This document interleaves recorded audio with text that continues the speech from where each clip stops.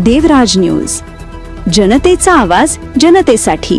देवराज न्यूजला सबस्क्राईब करा आणि बेल आयकॉनवर क्लिक करा।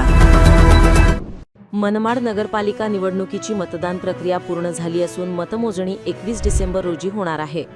दरम्यान मतमोजणीपर्यंत सुरक्षा सुनिश्चित करण्यासाठी मनमाड येथील ईव्हीएम मशीन स्ट्रॉंग रूममध्ये ठेवण्यात आली आहेत। मात्र या ईव्हीएमची सुरक्षितता आणि पारदर्शकता याबद्दल शंका व्यक्त करत ठाकरे गटाचे उमेदवार शैलेश सोनवणे यांच्यासह इतर काही उमेदवारांनी थेट स्ट्रॉंग रूम बाहेरच मुक्काम ठोकला आहे।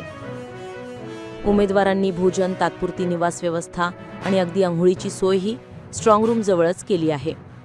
यामुळे परिसरात राजकीय हालचालींना वेग आला असून तणावपूर्ण वातावरण निर्माण झाले आहे। शैलेश सोनवणे यांनी सांगितले की ईव्हीएममध्ये कोणतीही छेडछाड होऊ नये यासाठी आम्ही येथे थांबलो आहोत। आम्ही मतदारांचा विश्वास अबाधित राहावा एवढीच आमची मागणी आहे। दरम्यान प्रशासनाने स्ट्रॉंग रूममध्ये कडक सुरक्षा असल्याचे सांगत उमेदवारांच्या शंका निराधार असल्याचे मत व्यक्त केले आहे। परिसरामध्ये पोलीस बंदोबस्त वाढविण्यात आला असून मतमोजणीपर्यंत शांतता राखण्याचे आवाहन करण्यात आले आहे।